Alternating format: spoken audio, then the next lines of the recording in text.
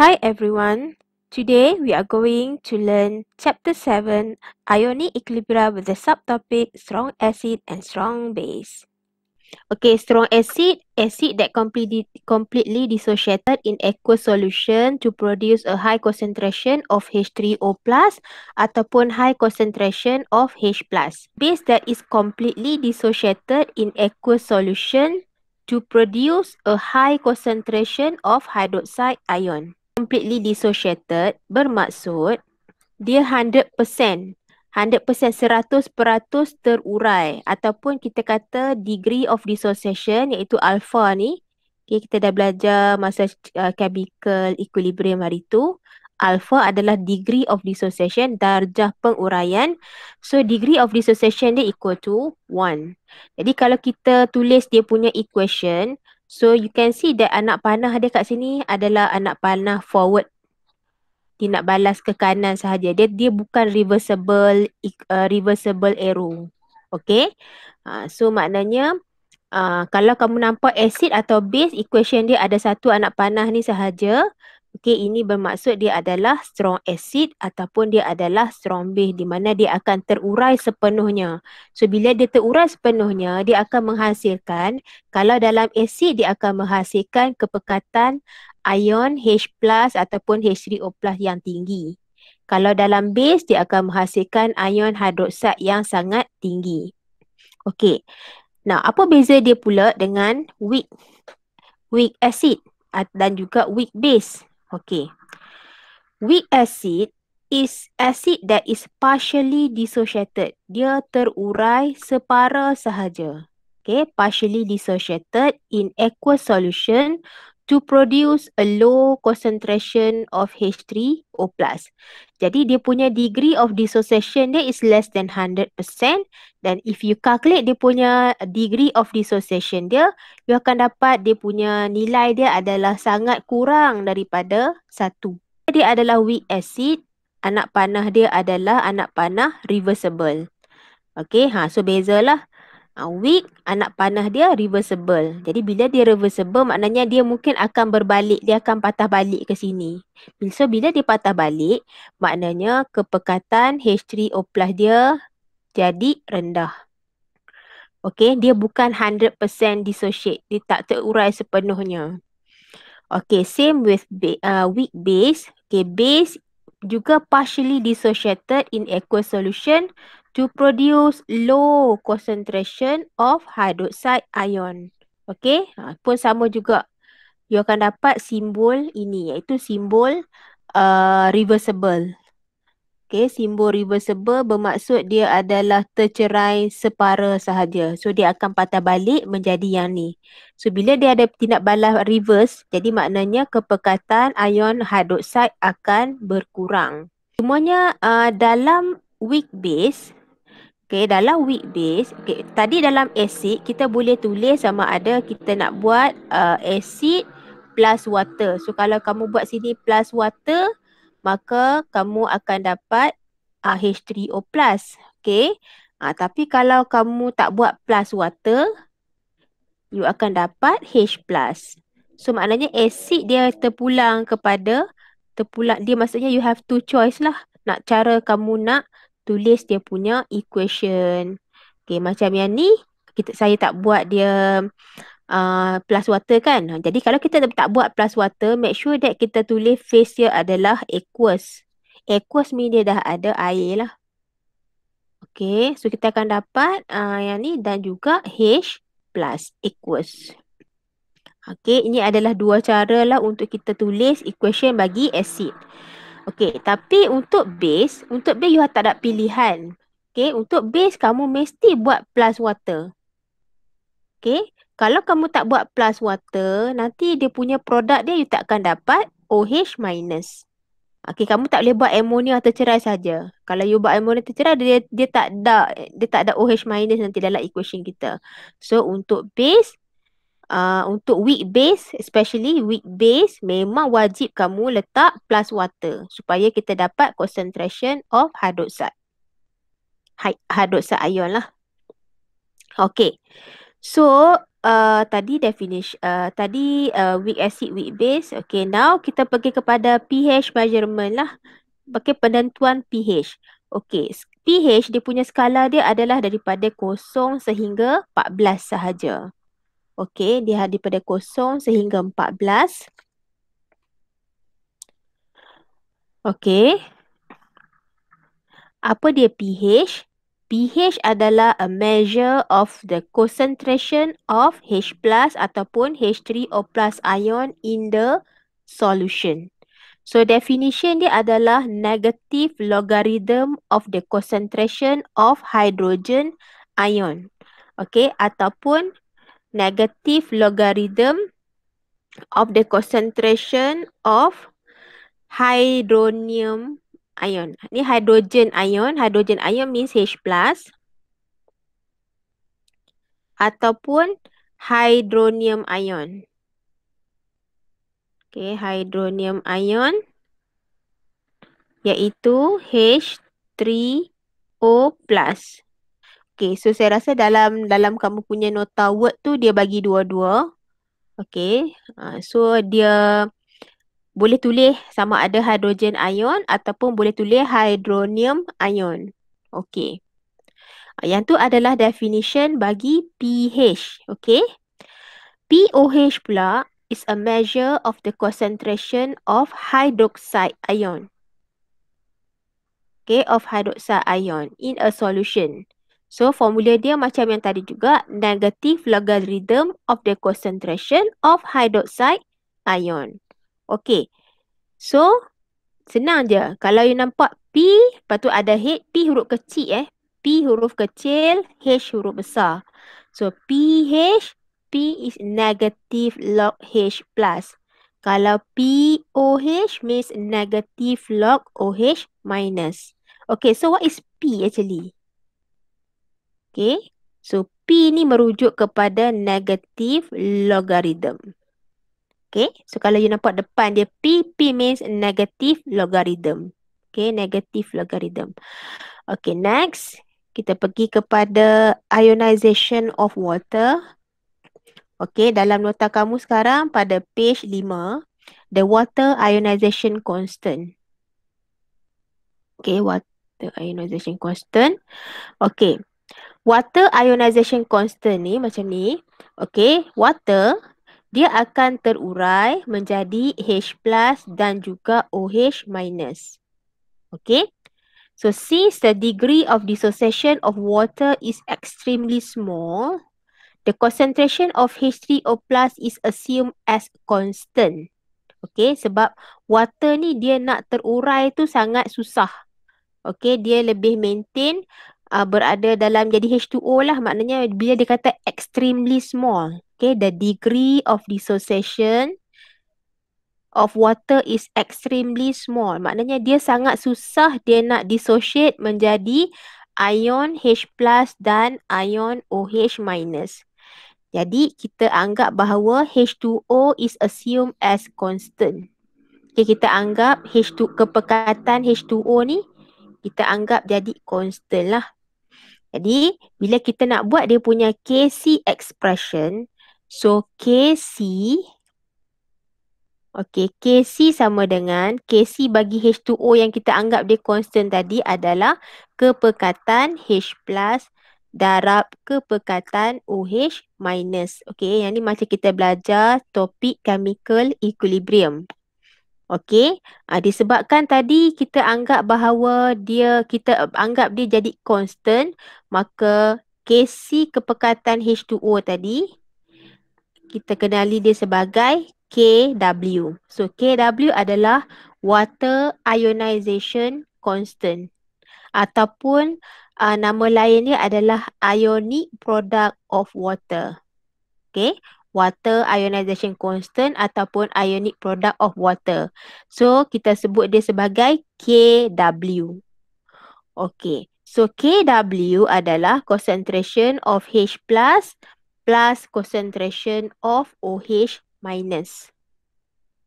Okay, sebab apa kita dia punya equation dia ataupun expression dia macam kita belajar chemical equilibrium hari itulah, iaitu kepekatan produk bahagi dengan kepekatan reaktan. Cumanya sekarang ni reaktan kita adalah liquid ataupun kita kata H2O ni kita anggap dia constant. Jadi yang ni je lah formula dia.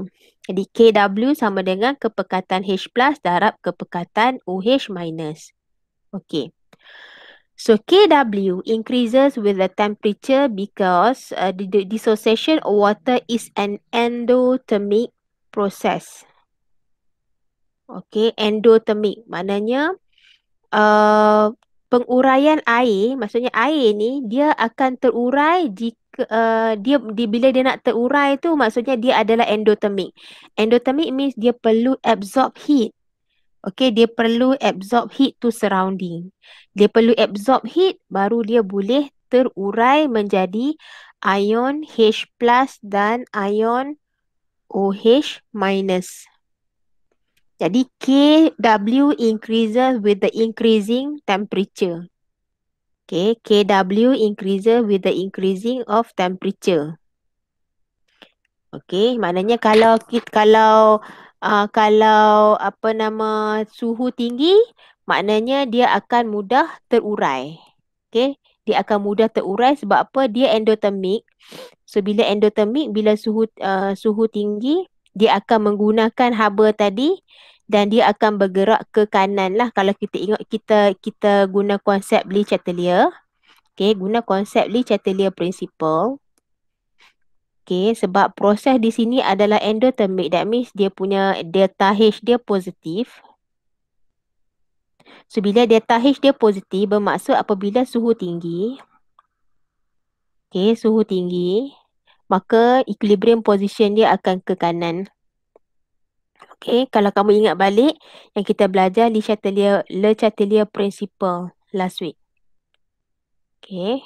Sebab dia adalah endothermic, when the temperature increase, the equilibrium position will shift to the right. Bermaksud dia akan mudah terurai, iaitu mudah terurai ke kanan lah.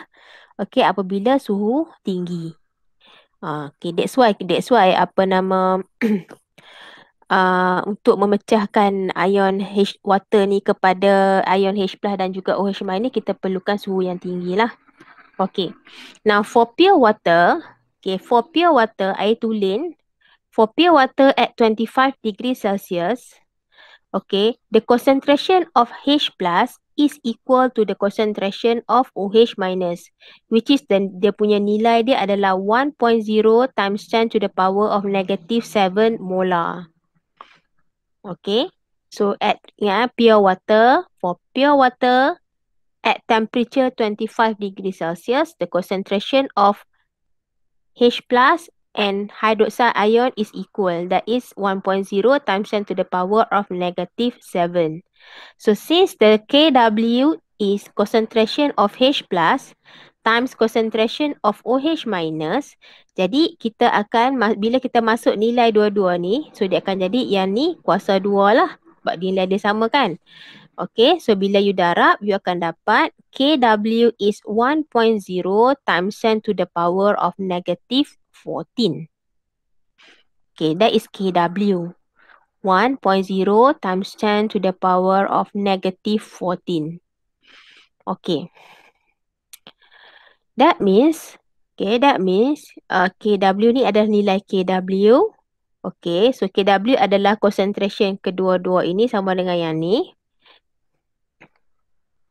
Okay, jadi katalah kita menegatif logkan dia. Maknanya nilai ini ataupun yang ni, yang formula KW kita pecahkan kepada concentration of H3O plus ataupun concentration of H plus.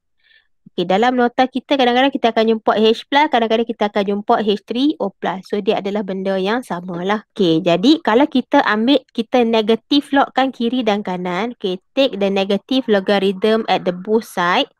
So bila kita buat negative logarithm at the both side, so dia akan jadi negative log H3O plus ataupun negative log H plus. Okay, darab negative log OH minus sama dengan 1 times 10 to the power of negative 14. Okay. So apa dia negative log? Negative log H3O plus ataupun negative log H plus adalah formula bagi pH. Jadi Jadi kalau kita letak balik dia punya nilai, yang ni adalah pH, yang ni adalah pOH. So kalau kamu tekan negative log 1 times 10 to the power of negative 14. Okay, kalau kamu tekan kalkulator yang ni, you akan dapat nilai dia adalah 14. Okay, that's why lah skala pH 1 hingga 14 sahaja. So dia berdasarkan konsep ni lah untuk kita tahu. So that's why kita punya pH scale from 0 until 14. Kenapa bukan 15? Kenapa bukan 16? Kenapa bukan 100? pH scale, sejarah asal usul pH scale, skala pH. Sebab sebelum ni I know that you semua tahu ini pH 7, air pH 7, asid pH kurang 7. Okay, kamu dah belajar tentang pH. Ini adalah sejarah bagaimana kita dapat pH scale tu sampai 14 sahaja. Ini adalah benda-benda yang penting lah, formula-formula yang penting. Okay, pH calculation of strong acid and strong base pada page 7. Okay, so dalam nota kamu, page 6, okay, muka surat 6. Okay, muka surat 6 ditunjukkan di sini tentang pH scale. Okay, dalam slide saya sebenarnya dia ada pada slide yang awal yang ni. Ditunjukkan skala pH. Okay, from 0 until less than 7, that is acidic. Okay, the solution adalah acidic. pH 7 neutral. pH more than 7 is alkaline. Okay, alkaline ataupun basic. Okay. Okay, for pH equal to 7, that means neutral solution, the concentration of hydronium ion is equal to the concentration of hydroxide ion. Okay, kalau dia adalah acidic solution, which the pH is less than 7, now the concentration of hydronium ion is larger than concentration of OH minus. Okay, lebih besar. Maknanya kalau dia acid, H plus dia tinggi ataupun H3O plus dia tinggi. Okay, H plus ataupun H3O plus. Okay, tapi kalau dalam base, dia punya pH dia is more than 7. So, the concentration of hydroxide ion pula yang berlebihan. That's why dia akan jadi basic solution. So, dalam nota kamu, page 6 tu, dia ada ditunjukkan contoh-contoh bahan-bahan kegunaan harian ataupun benda-benda yang ada dalam badan kamu mengikut pH dia. Okay. So, kalau kamu tengok kita punya gastric juice. Gastric juice tu adalah asid, hydrochloric acid yang terdapat dalam perut kita. Okay. Kalau kamu refer kepada nota Word. Okay. Ni adalah nota Word. Okay. Gastric juice. Gastric juice ni adalah HCl, hydrochloric acid. Hydrochloric acid yang terdapat dalam perut manusia. So, tujuan gastric juice ni adalah untuk mencernakan bahan makanan yang ada dalam badan kita. Okay, you know that dalam perut kamu tu ada asid yang sangat kuat. Gastric juice nama dia, juice gastric. Okay, jadi bila kita makan, asid ini akan mencernakan badan kita. That's why, kalau kita makan, lepas kita makan, janganlah kita ambil benda-benda yang alkaline. Okay, contohnya kan orang sebelum ni kan pernah kamu dengar tentang orang duk promote alkaline water kan. So, dia tidak boleh diambil bersama makanan. Okay, alkaline water kalau nak minum dia kena minum dia saja. Dia tak boleh minum selepas kita makan. Kerana apa? Sebab dalam perut kita perlukan asid untuk mencernakan makanan. Okay, 6. Okay, now kamu boleh refer kalau dalam nota Word pada page 7. So, disebabkan oleh strong acid and strong base, dia punya equation dia adalah 100% dissociated, tercerai sepenuhnya. Okay, jadi bila kita nak calculate the pH of 0.5 molar HCl. Okay, contoh kat sini 0.5 molar HCl. Jadi first kali kita akan buat dia punya equation dia, iaitu HCl dissociate and form H plus NCl minus. Okay, kita akan buat initial molar. initial molarity, final molarity. Okay. So initially kita ada HCl sebanyak 0.5 molar. Okay. So makna initial ni maknanya HCl belum lagi terurai. So bila HCl belum lagi terurai, so concentration of H plus dengan Cl minus kamu letak kosong lah sebab yang ni belum lagi terurai. Okay. Final concentration, HCl tadi akan 100% dissociate. That's why dia tinggal kosong. Sebab dia tercerai 100%. Okay. Maknanya percentage of dissociation dia adalah 100%. Okay, now HCl kita 1 mol. Menghasilkan H plus juga 1 mol. Cl minus juga 1 mol. Okay, that's why dia punya concentration dia kita akan nampak sama. Okay, so 1 mol of HCl equivalent dengan equivalent with 1 mole of H plus equivalent with 1 mole Cl minus. That's why concentration sebelum dan selepas samalah. Okay. Okay, maknanya at the end of the reaction, HCl dah habis. Sebab dia semua telah diuraikan kepada H plus dan Cl minus. Okay, jadi kita nak calculate pH. So, pH adalah negative log H plus. Yang ni. Jadi, pH negative log 0.5. So, you get 0.3. So, 0.3 is the pH of HCl 0.5 molar. So, nampak strong acid and strong base dissociate 100% in aqueous solution. Therefore, the concentration of H plus and concentration of OH minus ions can be obtained directly from their molarities. So, NaOH tercerai dapat Na plus dengan hydroxide ion. Okey, jadi maknanya kalau you nampak dia punya ratio dia 1, 1, 1. Jadi maknanya dia punya concentration initial. Okey, dan juga final nanti akan jadi samalah. Sebab dia 1, 1, 1. Jadi sekarang ni kita nak yang ni. Kita nak concentration of OH minus. Jadi concentration of OH minus maka kita kena calculate POH. So, POH is negative log OH minus. So, kita akan dapat 1. Tapi soalan tanya pH. Soalan tak tanya POH. Jadi, nak cari pH. Okay, adalah kita ambil yang pH plus POH equal to 14. Okay, pH plus POH equal to 14. That's why kita ambil pH sama dengan 14 minus POH. Okay, 14 minus POH. Okay. Yang ni yang saya cakap tadi. Okay. Ni adalah contoh ni ada dalam nota. Dalam nota Word tu. Okay, yang ni kena hati-hati sikit. Okay, kalau macam ni, dia bagi calculate the pH of 0.2 molar of sulfuric acid. Jadi, bila kita buat equation sulfuric acid, H2SO4 dissociate, dia akan dapat 2 mole of ion H plus and 1 mole of ion sulfate.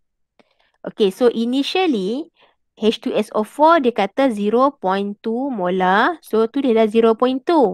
Jadi, H plus dengan SO4 tu minus belum lagi terhasil. Jadi, dia akan jadi kosong lah. Okay, so for final molarity disebabkan oleh 1 mole of H2SO4 produce 2 mole of hydrogen ion. Maka kalau yang ni 0.2, yang dekat sini kamu kena ambil 0.2 times 2. That's why you dapat nilai sini 0.4. Juga dengan base. Okay. So, apa-apa memang kita kena buat equation dulu. So, make sure that equation kita tu balance. So, macam yang case ini, barium hydroxide, dia akan menghasilkan 2 mole of hydroxide ion. Jadi, maknanya kamu kena darab 2 lah. Okay. Okay. Cumanya saya nak pesan di sini. Untuk calculation base, walaupun dia adalah base, Jadi bila dia base, kita akan dapat concentration of hydroxide ion. Tapi soalan memang dia akan tanya pH. Okey, tak pernah lagi lah kalau kita dalam kehidupan kita tu orang tanya kita apa skala pOH dia? Orang tak tanya skala pOH. Orang akan tanya pH. Berapa pH solution ni ya? Orang tak tanya berapa pOH. So orang akan tanya berapa pH. Jadi maknanya kalau dalam base kerja kita akan bertambah satu. That means after you calculate pOH, then you kena calculate pula pH. So don't worry, nak cari pH, senang saja iaitu pH plus pOH equal to 14. Jadi maknanya kamu just ambil 14 minus 1 je lah. Okay, so nampak dia punya pH bagi barium hydroxide, walaupun dia 0.05 molar, nampak molariti dia macam rendah, tetapi pH dia sangat-sangat tinggi. That means dia adalah sangat-sangat berbase. Calculate the concentration of H plus dan hydroxide ion concentration in solution with pH 2.5 dengan pH 11.73. Okay, kita buat yang 2.5. Okay, sekarang dia bagi kamu pH. pH sama dengan 2.5.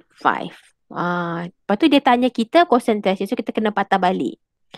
Okay. So, pH sama dengan negatif log H plus.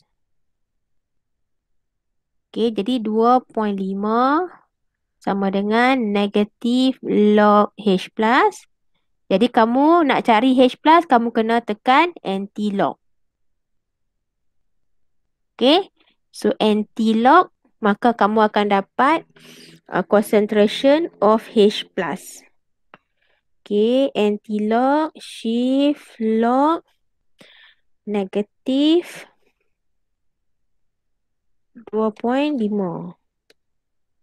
Okay, so you akan dapat 3.16